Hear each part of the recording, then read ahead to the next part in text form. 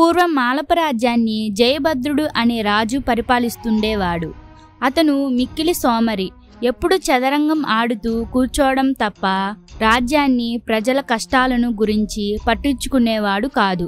రాజు సోమరి కావడంతో ప్రజలందరూ సోమరులుగానే తయారయ్యారు. ఎవరూ ఏ పని చేసేవారు కాదు. దాంతో పంటలన్నీ ఎండిపోయాయి. రాజ్యమంతటా దరిద్రం విలయతాండవం చేయసాగింది. ప్రజలు ఆకలికి అల్లాడిపోతున్నారు. అప్పుడు జయభద్రుడు అరణ్యానికి వెళ్ళి భగవంతుడి గురించి తపస్సు చేశాడు. దేవుడు ప్రత్యక్షమై ఏమి కావాలో కోరుకోమనగాని అప్పుడు ఇలా అన్నాడు రాజు: నా రాజ్యంలో దరిద్రం పెరిగిపోయింది.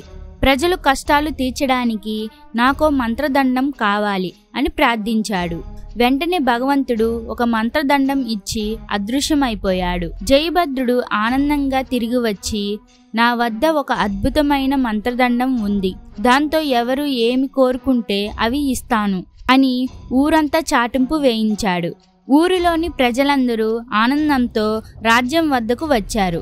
రాజు భటులను పిలిచి, ఇంకా రాని వాళ్ళు ఎవరైనా ఉంటే వెళ్ళి పిలుచుకురండి అని ఆజ్ఞాపించాడు. భటులు వెతుక్కుంటూ వెళ్ళగా ఒక చోట ఒక వ్యక్తి కట్టెలను చిన్న చిన్న మోపులుగా కడుతూ కనిపించాడు.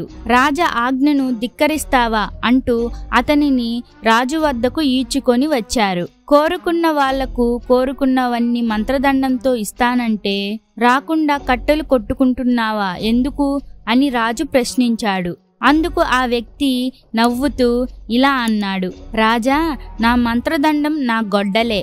దీంతో కట్టెలు కొట్టి పొరుగురుకు తీసుకువెళ్ళి అమ్ముకొని అక్కడి నుంచి నాకు కావాల్సిన ఆహార పదార్థాలు తెచ్చుకుంటాను.